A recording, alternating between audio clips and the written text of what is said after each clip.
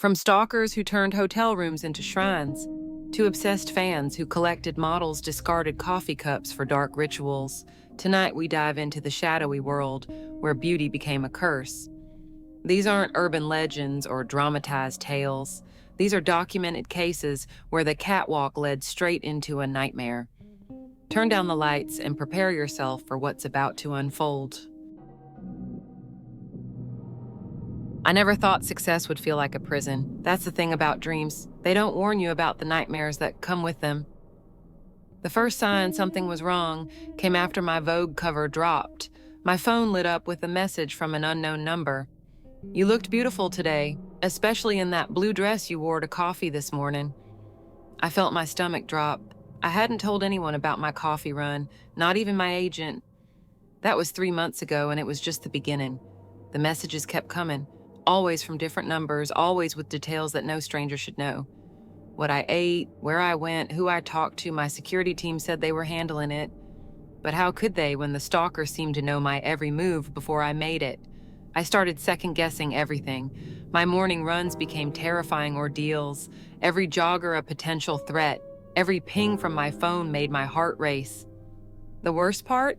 I had to keep smiling, keep posting, keep working. "It comes with the territory," my manager Sarah said. But did it? The isolation was suffocating. I couldn't trust anyone outside my inner circle.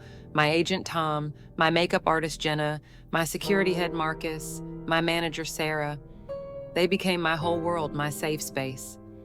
Until the day I found the photos, hundreds of them spread across my kitchen counter while I slept, close-ups from impossible angles, through windows in secure buildings, private moments that no paparazzi could have captured. And there, in the corner of one photo, a reflection, a familiar watch, the same watch I'd complimented just last week, on someone I trusted, someone who had access to everything, someone who was supposed to keep me safe. I felt my breath catch, my hands shaking as I picked up my phone. The team would be arriving soon for my morning briefing. One of them had been in my house while I slept. One of them had been watching me all along. The front door beeped, someone using their security code to enter. I gripped the kitchen knife. Footsteps approached. A familiar voice called out, "Morning, I brought coffee." I turned slowly, watching the light catch on their watch, seeing their smile fade as they noticed the photos. "I can explain," they said. Sarah's hands were trembling as she set down the coffee cups, the same hands that had arranged my entire life for the past 2 years, the same hands that had been secretly destroying it. I'd trusted her with everything, my schedule, my dreams, my safety. She took a step forward. I raised the knife. "Don't." My voice was steadier than I expected. "The police are already on their way." That was a lie, but she didn't know that. Her face changed, something dark crossing her features. "You don't understand," she whispered. "I was protecting you. From them. From all of them." She gestured wildly at the photos. "The others, they don't see you like I do. They don't love you like I do." The word love made my skin crawl. I thought about all the times she'd comforted me about the stalking, all the times she'd insisted on changing my security protocols, all the times she'd subtly isolated me from anyone outside our small circle. "The photos," I said carefully. "Where are the originals?" She smiled, a twisted, proud thing. "Safe. With everything else, every moment, every beautiful second. You'll see. I've preserved it all. Protected it. Protected you." Sirens wailed in the distance, real ones this time. Her eyes widened. "No, no, no, no, you don't understand. I'm the only one who really knows you, the only one who can keep you safe." She lunged forward. I didn't think, just reacted. The knife caught her shoulder as she crashed into me. We both went down, photos scattering like terrible confetti. She was stronger than I expected, desperate, but I was desperate too. We struggled, rolling across my pristine kitchen floor, her blood staining my silk robe, the knife skittering away. Her hands found my throat, squeezing, spots dancing in my vision. Then impact, glass shattering, weight lifting, Marcus and Tom dragging her away, Jenna pulling me up, wrapping me in a blanket, police swarming in. Later, they found her shrine, hidden in a secret room in her house. Thousands of photos, videos, articles, pieces of my clothing, hair, used tissues, a detailed journal of my every move for the past 2 years. She'd been planning something big. The police wouldn't tell me what, just that I was lucky. That's what everyone keeps saying. Lucky they caught her, lucky I survived, lucky I can finally feel safe again. But that's the thing about trust. Once it's broken, it never feels quite whole again. Still smile for the cameras, still live my dream. But now I have new security, new protocols, new barriers between me and the world. And sometimes, late at night, I catch myself wondering if Sarah could hide her obsession for 2 years. What else might be hiding behind the smiles around me? What other watchful eyes might be waiting for their moment? I should have known something was wrong the moment I stepped into the dressing room that night. The air felt different, heavy with more than just hairspray and perfume. My protege Rachel was getting ready for the biggest show of her career, and I couldn't shake this feeling in my gut. The same feeling I used to get before everything went wrong 15 years ago. I've been in the fashion industry long enough to know when something's off, the way the other models whispered when we walked by, how the makeup artist's hands trembled while doing Rachel's eyeshadow. The strange text I got from an unknown number. History repeats itself, doesn't it, Emma? I deleted it immediately, tried to forget about it, but I couldn't. Not after what happened to me at the Milan show in 2009. I never told Rachel about that night, about how I woke up in my hotel room with my dress torn and scissors next to my bed, chunks of my hair scattered on the floor, how I never found out who did it. But I had my suspicions, and now, here was Victoria Chen, back in the industry after her mysterious hiatus. Standing across the room, staring at Rachel with those same cold eyes she used to direct at me. The rumors about Victoria's absence had swirled for years. Mental breakdown, drug addiction, attempted murder of a rival designer. No one knew the truth, but I remembered the look in her eyes the night before Milan. Pure hatred, because I had gotten the campaign she wanted, the one that made my career and ended hers. 5 minutes, everyone. The stage manager's voice crackled through the speakers. I watched Rachel stand up, smoothing her dress, perfect, poised, just like I taught her. She reminded me so much of myself at that age, too trusting, too focused on the dream to see the darkness lurking behind the spotlights. I had sworn to protect her from the industry's ugly side. From people like Victoria. You've got this. I squeezed her hand. She smiled, but something caught my eye, a slight discoloration on the hem of her dress. I bent down to look closer and my blood ran cold. The stitching was coming undone, deliberately cut. And there was something else, a faint chemical smell. I'd worked with enough designers to recognize fabric dissolving solution, the same stuff that had ruined my career-making dress in Milan, making it fall apart mid-runway. Change now. I pulled her toward the backup dress. That's when the lights went out. I heard gasps, then screams. The backup generator should have kicked in, but it didn't. In the darkness, I felt Rachel's hand slip from mine. Rachel? Nothing. My phone flashlight showed empty space where she'd been standing. Then I saw it, the emergency exit door slowly closing. I ran, pushed it open. The service corridor was dim, but I caught a glimpse of Victoria, dragging Rachel toward the freight elevator. My heart pounded in my ears. Memories of Milan flashed through my mind. The humiliation, the fear, the end of everything I'd worked for. Not again, not to Rachel. Let her go, my voice echoed. Victoria turned, that same twisted smile from Milan. I told you I'd take everything from you, Emma, just like you took everything from me. She pulled out something that glinted in the low light, the same scissors. I recognized the ornate handle. They were designer, custom-made. The ones she'd always carried in her emergency kit. The ones that had cut my hair, my dress, my pride. I didn't hesitate. 15 years of guilt and fear turned to rage. I lunged, remembering my self-defense training, the classes I'd taken after Milan, after I'd sworn never to be a victim again. We struggled. The scissors clattered away. Victoria's perfectly manicured nails clawed at my face, but I held on. Rachel screamed for help. Then, a security guard's flashlight beam cut through the darkness. Here, we're here. I kept Victoria pinned until they reached us. The police came, found her diary in her designer bag, pages and pages of paranoid rantings. Photos of me from magazines, my face scratched out. Pictures of Rachel at every show she'd done this season. Detailed plans of the venue, a receipt for fabric dissolving solution, and a hotel reservation in Milan from 15 years ago. Victoria's in a high-security psychiatric facility now. The doctors say she might never get out. Rachel still models, stronger for what happened. She's careful now, watches the other girls, protects the new ones, just like I taught her. The fashion world hasn't changed much, still beautiful on the surface, razor sharp underneath. But sometimes, when I'm alone in my apartment, I swear I can smell that chemical solution. And my hair, I always sleep with it tied up now, just in case, because in this industry, you never know who's waiting in the dark, watching, planning, remembering old grudges and scissors. They're just fabric shears to most people, but to me, they'll always sound like Milan, like screams in the dark, like a career ending, and now like a second chance to fight back. God, I'll never forget that 3 a.m. phone call. You know that feeling when your phone buzzes in the middle of the night and your stomach just drops? Yeah, that. I'd literally just signed the biggest modeling contract of my life with Elite. That day I was supposed to be celebrating. Instead, there I was, fumbling for my phone in the dark. My agent's voice sounded weird. Off. Hey, have you checked your email?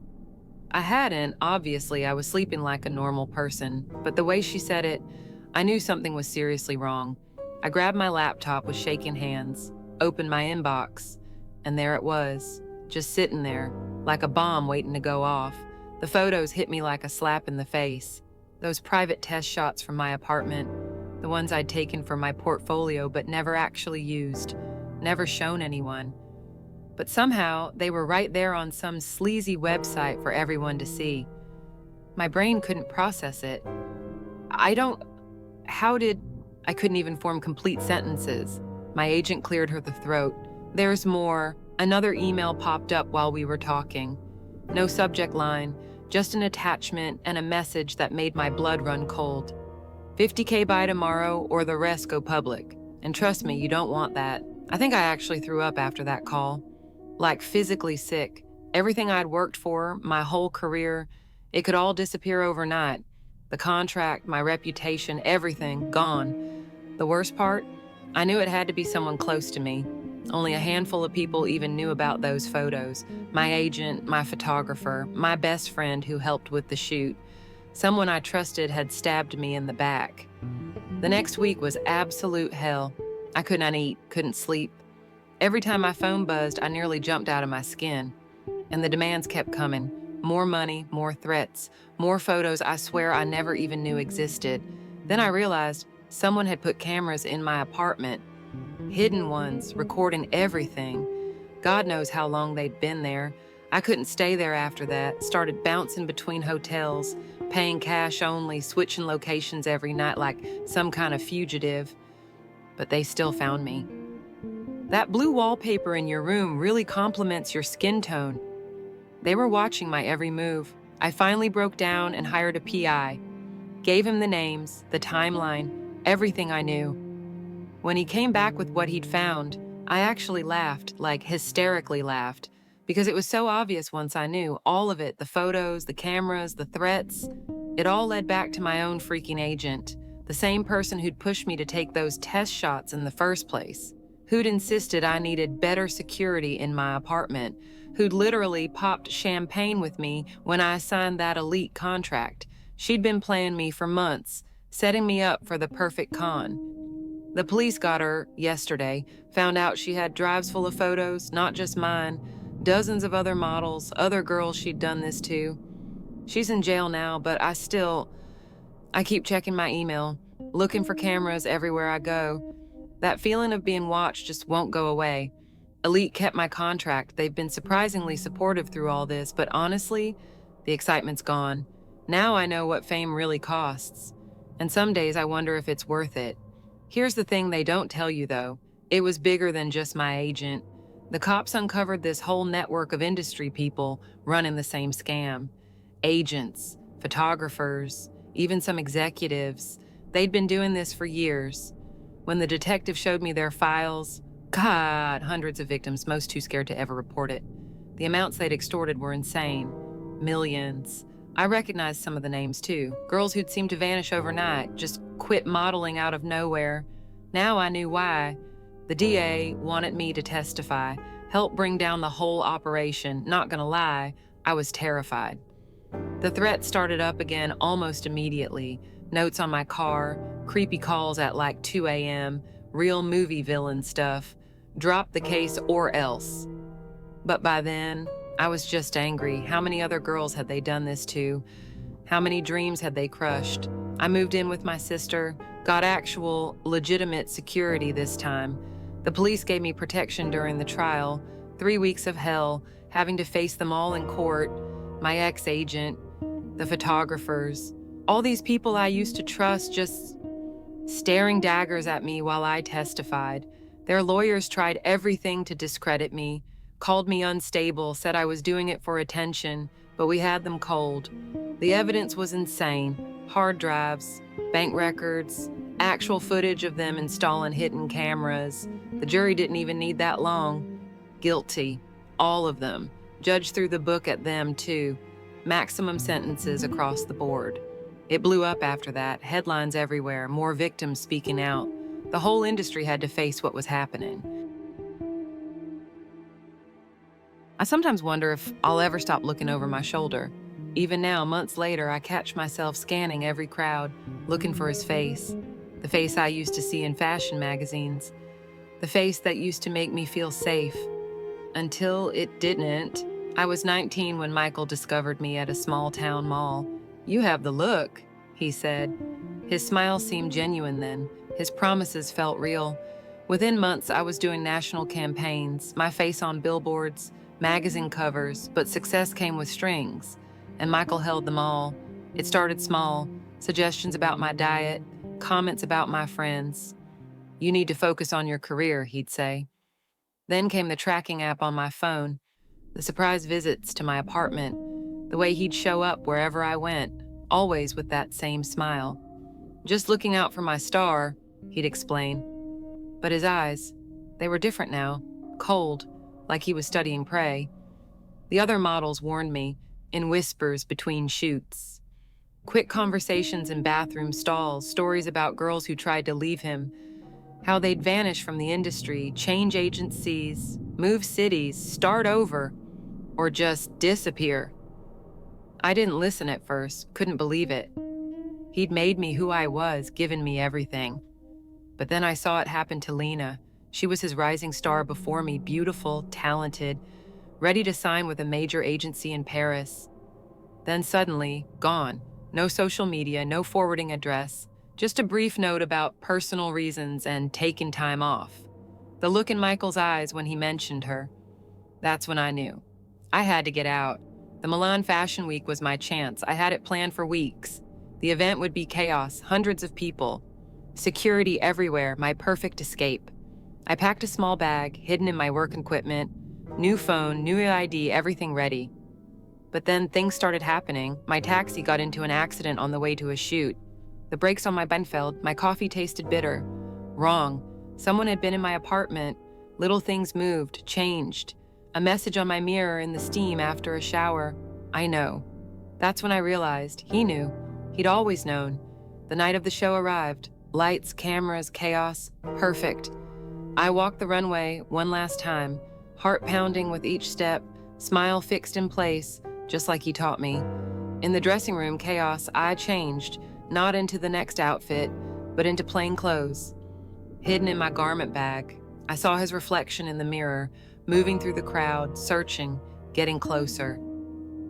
I slipped out the service entrance, into the rain, into the dark, into freedom. The first few weeks were the hardest. No contact with family, no social media, no credit cards, nothing he could trace. I took odd jobs, cash only, stayed in cheap motels, changed cities every few days. I heard about the stories he spread, drug problems, mental breakdown, a concerned manager looking for his troubled client. Some believed him, they always did. That was 3 months ago. I thought I was safe, started to build a new life. Small apartment in a quiet town, job waiting tables, normal, anonymous, perfect. But yesterday, everything changed. There are roses on my doorstep, white roses, his signature, and a note, "My star, time to come home." I've been sitting here for hours staring at those roses, at that familiar handwriting. My hands won't stop shaking. The local police won't help. They see the headlines he's created. The concerned manager searching for his troubled star. They think he's trying to help. They don't see what I see. Don't know what I know about Lena, about the others, about the darkness behind his perfect smile. I won't go back, can't go back. But I know what he's capable of, the accidents that aren't accidents, the coincidences that aren't coincidences. If something happens to me, now you know why. Now someone knows the truth. I'm leaving everything behind. Again. Starting over. Again. But this time, I'm not running. I've gathered evidence, photos, messages, recordings, testimonies from other girls, everything I could find. It's all stored safely away, set to release if anything happens to me. He's not the only one who can plan ahead. So Michael, if you're listening this, know that I'm ready. Your perfect little star has learned to shine on her own. And this time, I won't disappear quietly. I never thought success could feel like a prison. Growing up in Cedar Grove, population 2,341, I always dreamed of making it big. But now I'd give anything to go back to being just another face at the local diner. The phone buzzes again on my nightstand. Unknown number. My hands shake as I decline the call. I know they'll leave another voicemail. They always do, just like clockwork. The notification appears. "Remember our agreement, Mary. Time to pay up." I still remember the day everything changed. I was working my usual shift at Fletcher's department store when this elegant woman approached me. Said she was a talent scout from New York, loved my unique look, asked if I'd ever considered modeling. Of course I had. What small-town girl hasn't dreamed of seeing herself on magazine covers? But I never imagined it could actually happen to me. Within weeks, I was booking major campaigns. My face was everywhere, billboards, magazines, social media. The small-town girl who made it big. My Instagram followers jumped from 200 to 200,000 in a month. Mom was so proud, kept every magazine I appeared in. But then, the calls started. At first, I thought it was a prank, someone from back home jealous of my success. The voice was always distorted, electronic. They knew things, though. Things about that night at the agency, the party where I signed my contract. I remembered feeling dizzy after just one drink, waking up the next morning in my hotel room, confused. Gaps in my memory that I couldn't explain. The voice said they had videos, said they'd release them if I didn't follow their instructions. Just a few small favors, they said. That's the price of fame, Addison. My agent says I'm being paranoid, says I should focus on my upcoming Vogue shoot. But she doesn't know about the package that arrived yesterday, the USB drive, the screenshots. My stomach turns every time I think about what's on it. The police can't help. I tried.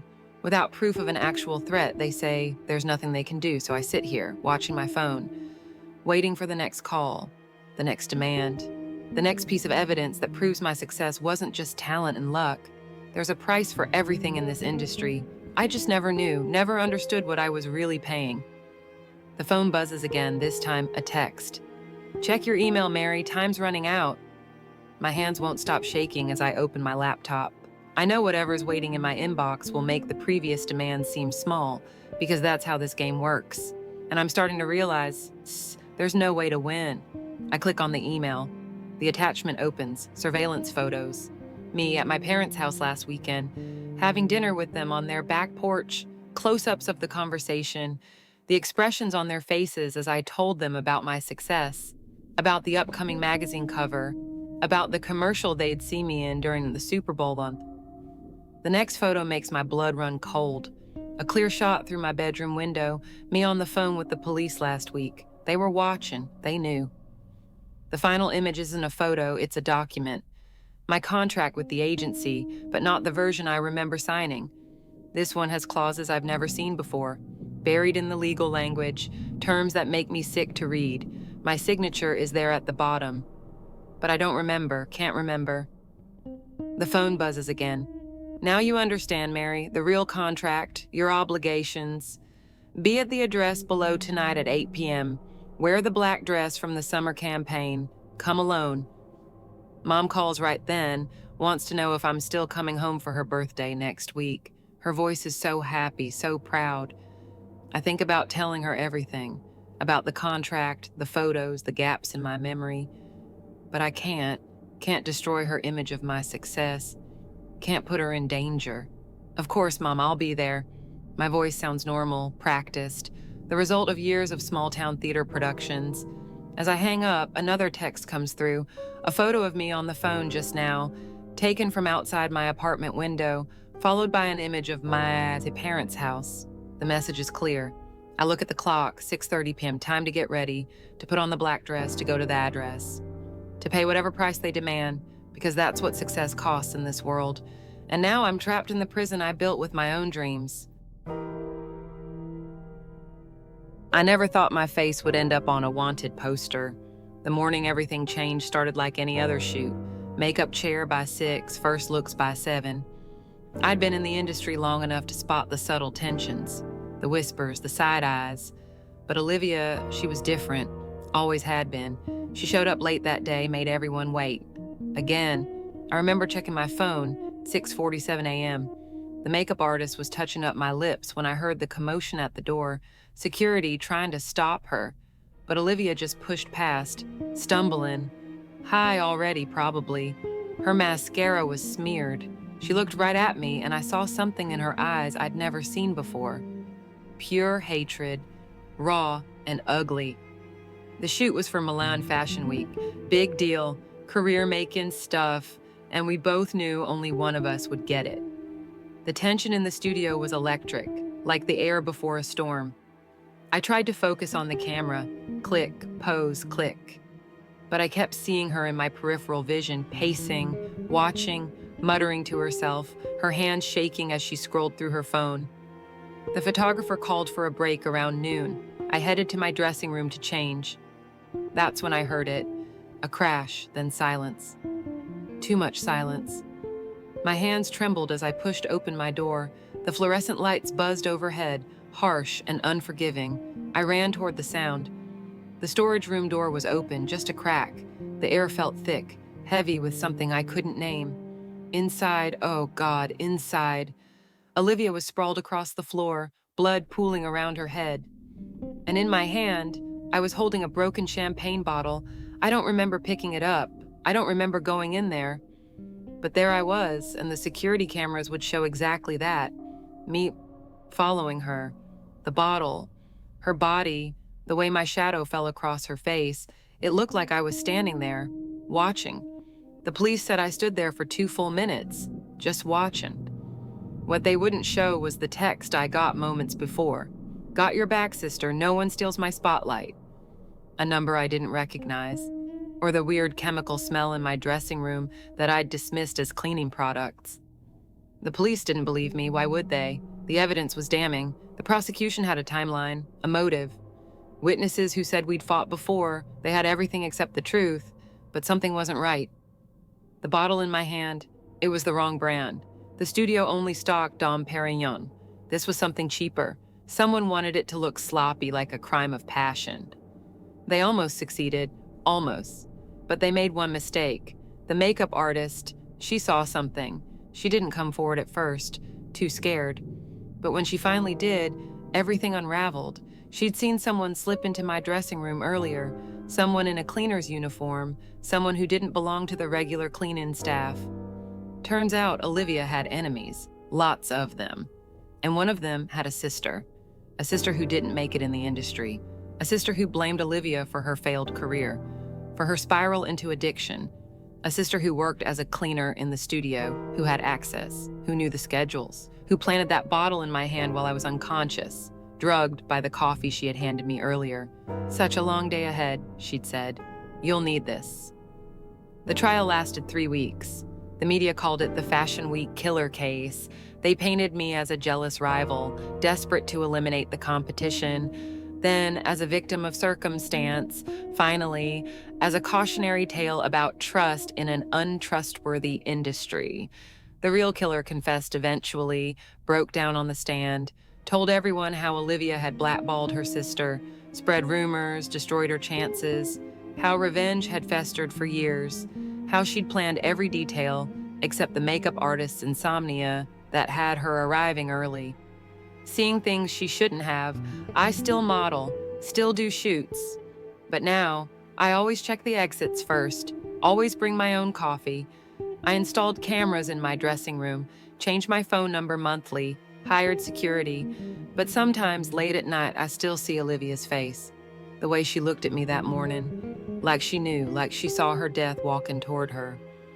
And sometimes, just sometimes, I wonder if she did. If she knew her past was finally catching up to her.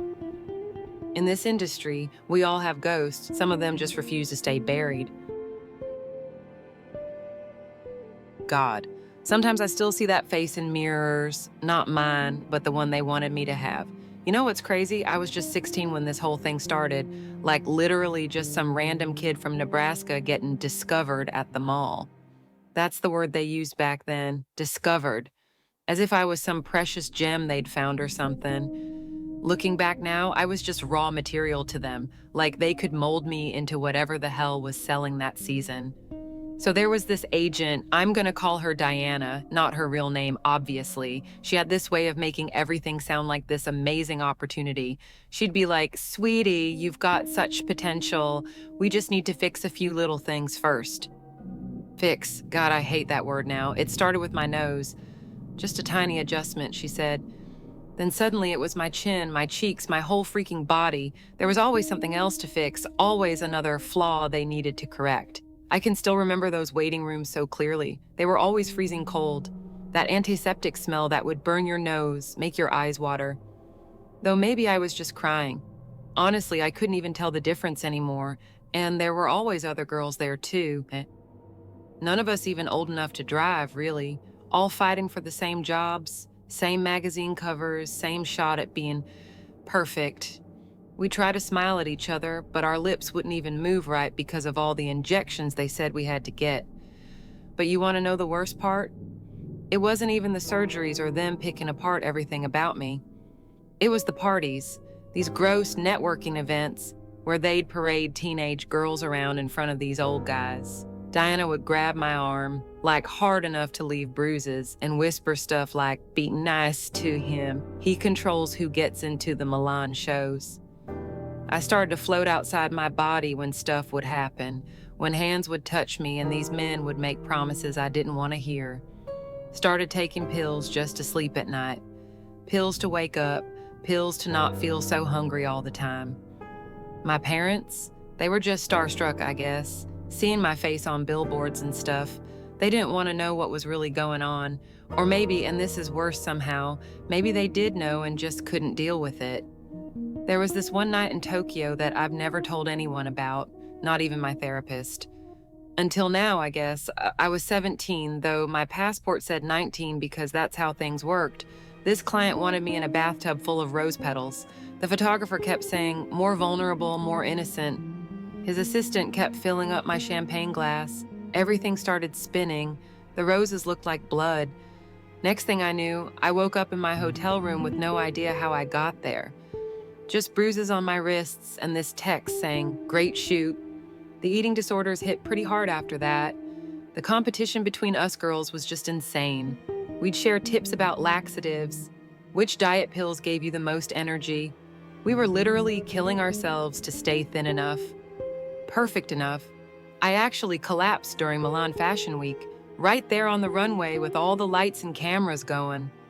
They started calling me unstable and difficult after that, but I kept going because what else was I supposed to do? This was my whole identity by then. Who even was I without modeling? Then I finally lost it, like completely lost it. It was during this shoot in Paris. I looked in the mirror and just didn't recognize the person looking back. My face wasn't my face anymore. It was this weird, perfect plastic thing. I just started screaming, throwing stuff. They called it an episode. And that was it. The industry dropped me faster than you could blink. Getting better isn't like a straight line or anything. Spent forever in therapy, learning how to eat again, how to look in mirrors without wanting to throw up, how to feel okay in a body that wasn't starving. The really hard part was forgiving my parents, like understanding that they got played to, sold the same stupid dream I was. I'm 42 now. I do advocacy work for young models, go to schools, talk to parents. Some nights I still wake up totally freaked out, feeling hands on me that